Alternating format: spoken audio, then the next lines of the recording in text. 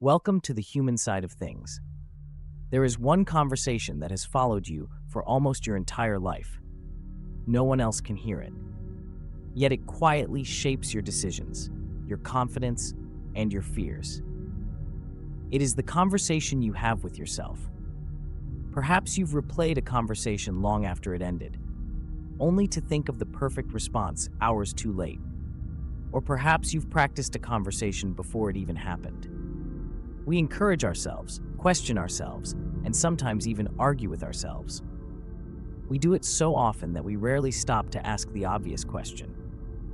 Why? The answer begins with something we often take for granted: language. We usually think language evolved so humans could communicate with each other. But language changed more than communication. It changed the way the human mind thinks. Words give structure to thoughts that would otherwise feel confusing. This ability begins surprisingly early in life. Long before children think silently, they think out loud. They guide themselves with the same words that adults once used to guide them. Over time, those spoken instructions become an inner voice. The conversation never disappears. It simply moves inside the mind. That inner voice allows us to rehearse the future before it arrives.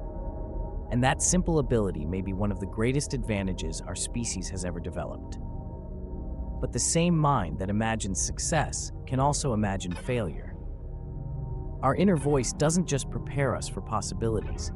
Sometimes it prepares us for problems that never arrive. For our ancestors, expecting danger often meant surviving it. Our brains still carry that habit today.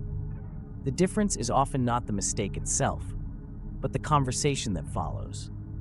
The stories we tell ourselves quietly shape the way we see ourselves, and those stories often become the beliefs we carry through life. Many of the voices inside our heads didn't begin with us. They began with the people around us. Kind words have a remarkable habit of staying long after the moment has passed. Eventually, someone else's encouragement becomes your own.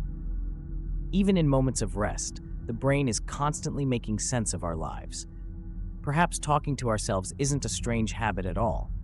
Perhaps it's simply what a human mind sounds like when it's trying to understand itself. The most important conversation you'll ever have may be the one no one else can hear. This video is based on the blog Why We Talk to Ourselves, The Science of Inner Dialogue. For more blogs like this, visit ecosociosphere.in.